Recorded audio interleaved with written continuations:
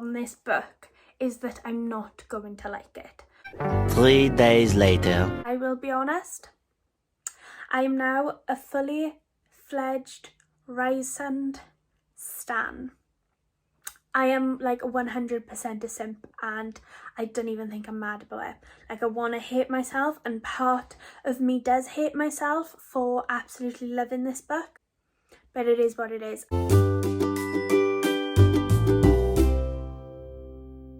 Hi everyone, I hope you're doing well. So a bit of a different one today. I've decided to do a new series on my Instagram / possibly booktube if I decide to pop this on there. I popped on my Instagram story a few days ago asking you to send me what books you think are overhyped. And I didn't expect to get many responses, but I actually got quite a few more than I thought that I would. I thought it might be quite fun to start a series where I read overhyped books. A lot of them tend to be, all the ones that I've been sent anyway, are YA. And there's a lot which are typically fantasy that I haven't necessarily read. When I got into YA, I kind of read mostly contemporary. While I absolutely love some fantasy books, Lord of the Rings and The Hobbit, they're some of my all-time favourite books. When it comes to YA or newer fantasy and other high fantasy, I don't tend to read them very often. I don't know what it is about that genre, and a little bit sci-fi as well, but I tend to sort of stay clear of it because I don't feel like I'm going to enjoy it. But then when I actually do read some of the books, so for example the Cruel Prince series, I absolutely love that. Turns out to be one of my favourite series. I definitely do like fantasy. Serpent and Dove, that's another one that I really enjoyed as well, but it's not one that I would typically reach for first. Sometimes I need a little bit of pushing in the right direction, and then I'm like, oh, actually I did enjoy that. In general, a lot of books that tend to be really hyped, I'm a bit like, oh, I don't know if I'm going to enjoy that. I don't know about you, but sometimes when I see a book that's really overhyped, I'm like, oh, I really don't want to read it. So I thought it might be quite fun to delve into the overhyped books that I've heard so much about but I've never actually read before. If I take all of the different books that have been mentioned in that story and I read one of them a month, I'm not gonna force myself. So I was chatting to one of my friends about this, and she said, you know, this could be amazing or this could make you go into the worst reading slump ever, which I think is completely correct. So it could go either way, to be honest, but I figured if I start reading one of the books and I'm not enjoying it, I'm not going to force myself to read it. This is just sort of like a fun way to delve into different books that I hear everybody talking about so much, but I can't have an opinion on because I've never read them. I had quite a few different recommendations. There were quite a few YA. There were some adult books thrown in there as well, some books that I actually love. So The Seven Husbands of Evelyn Hugo was one, for example, and like I absolutely love that, but I can see why people would think it's overhyped because a lot of people do talk about it. So I thought I'd delve into it, choose one every month. If you want to leave a book in the comments that you think is really overhyped, that you think I should also read, I'll give that a go as well. Let's get on to the first book that I chose, and this one came up twice. And you're either going to be like, I can understand why you haven't read this author, or you're going to be like, oh my god, why haven't you read this author before? I've got my Amazon package. I ordered this yesterday, and yeah, let's just get into it. Let's see what I think about it. Oh, don't know if I want to read this book or not. Have I just made the biggest mistake? Am I going to love this book? Oh god. Okay, I just need to tell you what the book is. So it is A Court of Thorns and Roses. I really don't like these covers. I'm sorry if you like them. Nothing against you. I just much prefer the older covers. And I don't understand why they changed them. I mean, obviously money, but come on, don't change it halfway through a series. Confession time. I've never read a Sarah J Maas book in my life. I own Throne of Glass, and I'll be honest, I've got absolutely no interest in reading it. I've never really had any interest in reading A Court of Thorns and Roses either. For context, Beauty and the Beast is one of my all-time favourite Disney films, and it was like maybe last year or the year before I actually realised that this is technically a Beauty and the Beast retelling. I don't know, but all I know about Sarah J Maas is that she has like massive stans and then a massive amount of people that really dislike her books. I think I'm either gonna hate it or I'm gonna love it. This is definitely gonna be a Marmite book for me. She's been an author that I've avoided reading for so long just because she's so hyped, and I'm just like, oh, I don't think it's for me. But it's got to the point, especially because the 4th one has just been released and it has been everywhere, all over my Instagram, all over my Twitter, and I thought, you know what, I can't just sit here being like, oh, I don't care about those books when I've never actually read them before, because I could be missing out on a treat and I might absolutely love this book. It's been recommended to me for so many years. Do you think I'm going to enjoy this book? I don't know. I don't think I'm going to. Oh, but then part of me is going to hate myself if I end up absolutely loving this book. And I'm like, am I going to be Sarah J Maas trash?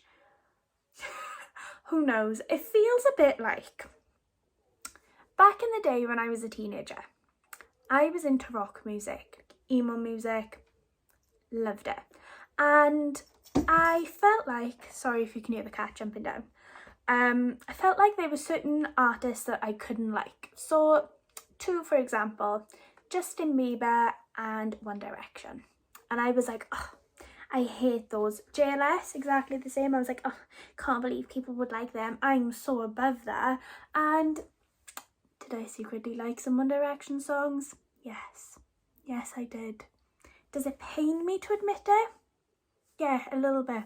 It really does. I feel like this is going to be similar to that. But yeah, I will let you know my thoughts, and it's going to be an interesting series.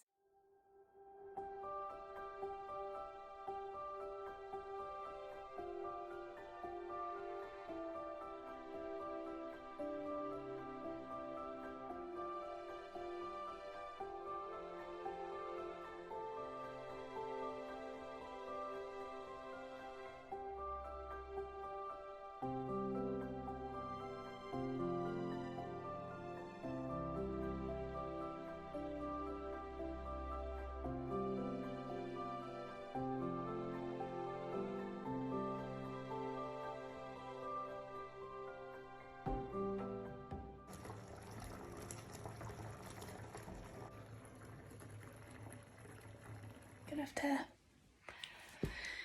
excuse the hair and the face.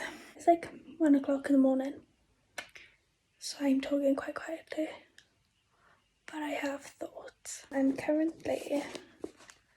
on page 148 of A Court of Thorns and Roses, and I hate to admit it, but I think I'm enjoying it. Actually enjoying a Sarah J Maas book. Who'd have thought? Not me. You can definitely see the parallels of Beauty and the Beast and A Court of Thorns and Roses. It's a bit different to what I thought it was going to be like. I've only read one other series that's Fae before, and that was the Folk of the Air series. So it's interesting to sort of delve more into rules of the Fae world, I suppose. I'm really enjoying that sort of side of it. So Feyre, am I saying that right, has obviously gone into Prythian, and she's now living there with Tamlin, and yeah, I'm not too sure what I think so far. I was reading in the bath for about 2 hours, and it got to the point where I didn't want to put it down to wash my hair and get out of the bath. I really like Lucian. He's quite an interesting character.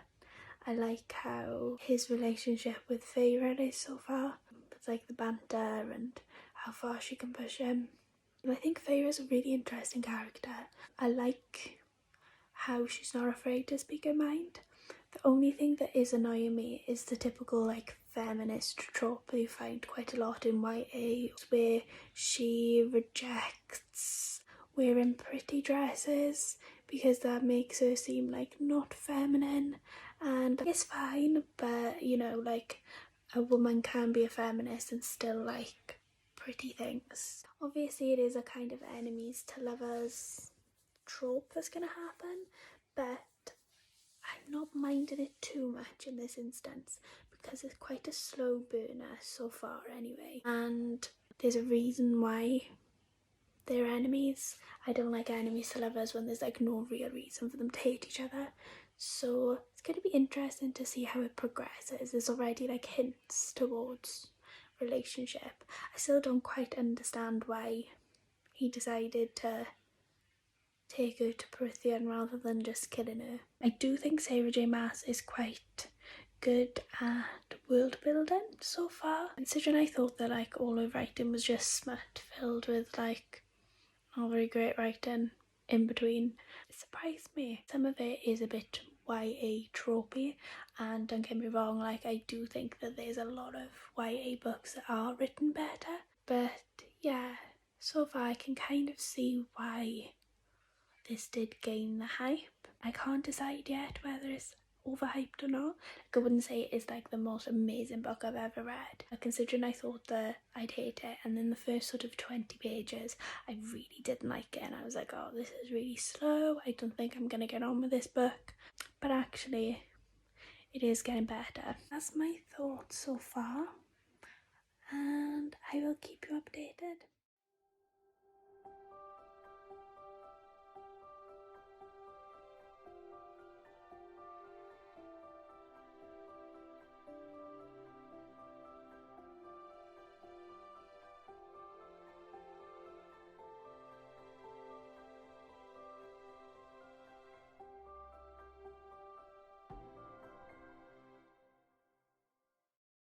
Okay, we're going to ignore the fact that I look a mess. You can probably see Luna up the top. I'm on like page 386, and I think I've got 25 pages left, if that. I have thoughts, a lot more thoughts than the last time I updated you.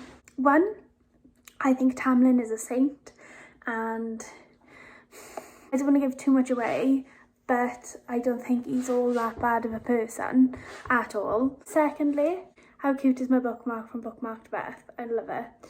It was from the Valentine's Day collection. Well, it's taken a bit of a turn, isn't it? I didn't expect the book to turn out like this. What are my thoughts? My thoughts are I hate myself a little bit because nothing against anybody that likes these books, but I genuinely thought that I wasn't going to like this book. And the fact that I'm not going to go as far as love, because I wouldn't say I love this book, but I definitely don't hate it, and I thought that I was going to DNF it, and I didn't. So there's that. Every time I read it, I don't want to put it down. Would I say that this book's overhyped? Yes. I can understand why people love it, but I don't know if I get it, and I didn't expect to like it, so I think that's what shocked me more than anything. I'm really shocked at the fact that it's well written, and I don't want to like take offence at anybody that likes Sarah J Maas books, but I just assumed that it was just all standard fae writing and then the rest was just sex. And don't get me wrong, like there is sex scenes in this, but it's not solely focused on that, which I thought that it was gonna be pretty much. I thought it was just fae smut, and I was pleasantly surprised at the fact that the world building is so good, and I'm really interested in that. I'm interested in how it's going to pan out at the end. Rhysand, am I saying that? Rhysand, I think is Rhysand. As soon as he came into the book, I was like, oh my god, this character is super intriguing. I knew that he was going to pop up again at some point. And I don't know how I feel about him, because I know in my, like, every fibre of my being that I should hate him, but I don't. I'm intrigued by him, but then I hate how bad of a person he is, because I feel like he's not a bad person deep down. But some of the things that happen, I'm like, oh my god, and I can kind of see what's going to happen in the next book, and I'm not sure I'm happy about that. I don't want that to happen, even though I know it's going to happen. If you know, you know, even though I don't know if I know, if you know what I mean. So that's my thought process. I'll wrap this up properly once I've completely finished this book. So I'm gonna settle down and read the last sort of 25 pages of this now. But what I will say is that every time I put the book down to do something else, like, I immediately want to pick it back up, and I did not expect that. I thought I would struggle through it, in all honesty, especially because I'm not a fantasy reader, so I really didn't expect to enjoy this that much. Is it as good as the Folk of the Air series? I'd say, oh, sorry if you can hear the cats. I'd say probably not. This is paining me ever so slightly. Like, I genuinely feel conflicted, and you're probably sitting there going, this is so over dramatic, this is so over the top, like, why are you being like this? But I've said to myself for so long, and like, my close friends can attest to this. Can you see Luna? I've just been against reading Sarah J Maas for a number of different reasons. But I'm like, no, I'm not gonna like it, and I've been dead set against it. Like, honestly, I never wanted to read a Sarah J Maas book. So the fact that I'm sitting here now enjoying a Sarah J Maas book, I'm like, okay, so all that time I was stopping myself reading a book that I actually enjoyed. Like, do I think it's overhyped? Absolutely. But do I think it's bad writing? No. But I would say, you know, it's pretty standard. But I haven't read a lot of Fae books. So for me to say that it's good, I can't really compare it to much else, because I can compare it to The Cruel Prince, but then a lot of people don't like The Cruel Prince. So I'm obviously enjoying it more than I want to admit that I'm enjoying it, because I've ordered the second book. But the thing is, I was chatting to one of my friends, and she said she enjoyed the first book, and then it all went downhill with the second book, and she really didn't enjoy it. Like, how the storyline is progressing, sorry if you can see it in the background, I want to see how it pans out, and if it pans out in the same way that I think it's going to, because if it does, I think I'm going to be annoyed. I feel like, to get a proper understanding of this book and this series as a whole, I need to read either the rest of the series or the second book to get a better understanding. Oh my god, this is chunky. This is not going to be like a 2-day read, unless I'm obsessed with it and I can't put it down. I ordered A Court of Mist and Fury. That's what I am. All of the animals have come out to say hello today. So I sat down to film this, and I thought, great. And me, being the absolute idiot that I am, left my glasses where I was sitting. I sat down a little bit too quickly. I'm sure you're gonna know what's coming next.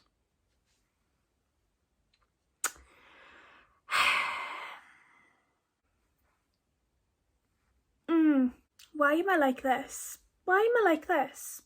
Why am I like this?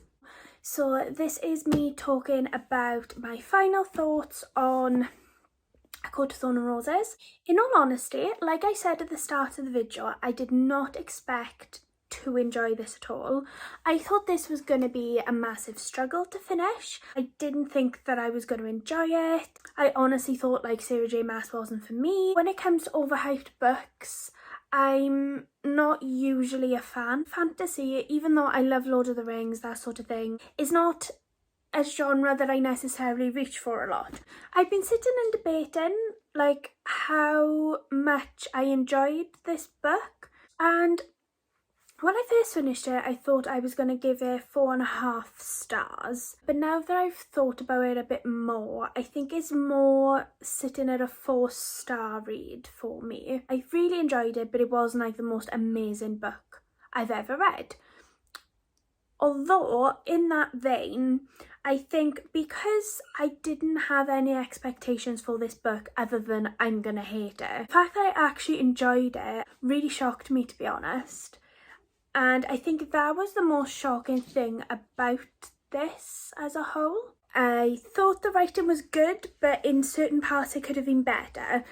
I did find myself, and I'm not sure if this is just me, sort of trying to read quickly, or if this was the book itself and the writing, but I felt some parts, how can I describe it? The writing felt a little bit awkward, so there were parts where I found I had to like reread because the way the sentence was worded just felt a little bit awkward. That was my only real gripe with the book.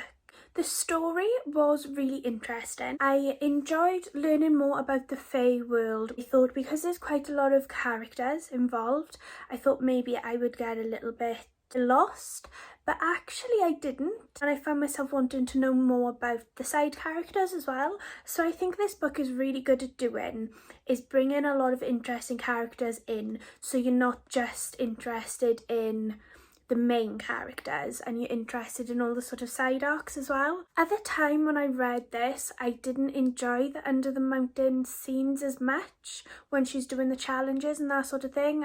I just wanted it to go back to how it was. But in hindsight now, looking back at this book after having read the second book, I actually really enjoyed that, if that makes any sense. With this series, you definitely have to carry on.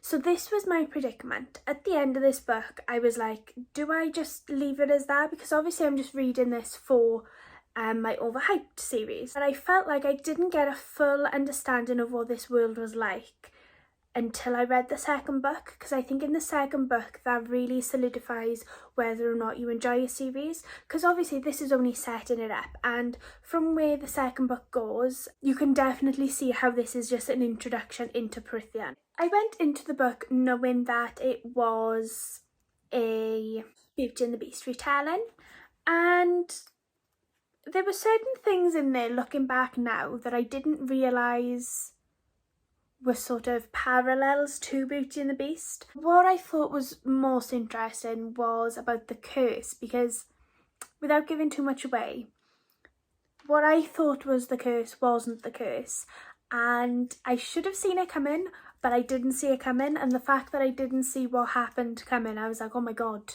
of course. And I just thought it was really well written, because there are certain parts in the book which shocked me. I thought I'd be able to guess what happens, and I didn't. I thought that was really interesting. What I found interesting as well was the relationship between Tamlin and Feyre. It's definitely a Stockholm syndrome, isn't it? That she ends up falling in love with him, and it's sort of circumstantial. And at the first time when I was reading this book, I really enjoyed it, but then knowing what I know for the rest of the series, it's really difficult. I should have filmed this before I read the second book, because I would have been able to give you my proper opinions on the book without being influenced by what I know from the second book. I know that Sarah J. Maas is very well known for how she writes sex scenes in these books, and at the start I said that I don't understand people's issues with sex scenes in books. I can't remember if I kept that bit in, if I didn't. But reading this now, I can see why a lot of people say that this is more new adult than YA. Some of the things that are in here maybe might not be appropriate for somebody under 16 to read. Some of the content is more adult, although it does read like a YA book as well. So it's quite difficult. I can see what people's issues were about whether it should be adult, whether it should be new adult, whether it should be YA, that sort of thing. I thought what I now know is chapter 55. That's all I need to say about that.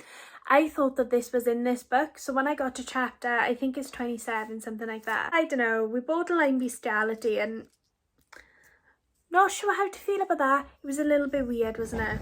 If you're watching this and you're under 16, skip ahead 20 seconds. Where's it by? This was the light. I can't even read it without it. See, I'm such a child. Oh god. Did you see that bug just attack me then? See my king's attacking me? Oh god. Okay. So, it says, his claws were out.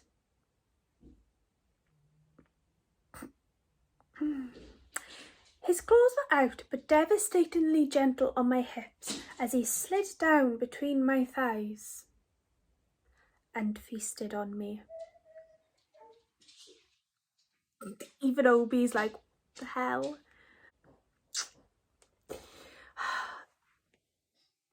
I couldn't read it without keeping a straight face. I was howling with laughter, honestly. If you're judging the series on this book alone, I probably would say that I'm edging on the side of it being more overhyped. I could see why people would be interested in reading the book and why people enjoyed it, but at the same time I wasn't like, oh my goodness, this is the best thing I've ever read. Although I will say every time I put it down I did want to pick it back up to see what would happen. Thank you very much for watching and listening to me absolutely prattle on for ages. But yeah, I did enjoy this. I give it 4 stars, which is a lot higher than I thought I was going to give it. And this was a really interesting experiment because I definitely wouldn't have picked this up if it wasn't for this series. I did carry on with the series because I wanted to see what the second book was like. And I completely did 180 on my feelings for Rhysand. Like, I want to hate myself, and part of me does hate myself for absolutely loving this book. But it is what it is. I'll be honest, I haven't been obsessed with a book as much as this one since I read Twilight years ago. Yeah, we're on that level of stanning. Let me know in the comments if there's a overhyped book that you think that I should read. Let me know your thoughts on this book. Do you think it's overhyped? Did you enjoy him more than you thought you were going to? I wish I could go back in time and say all this to like old Ashley, that she's gonna read a Sarah J Maas book and enjoy it. Like, what? Who am I? Thank you very much for watching. Bye!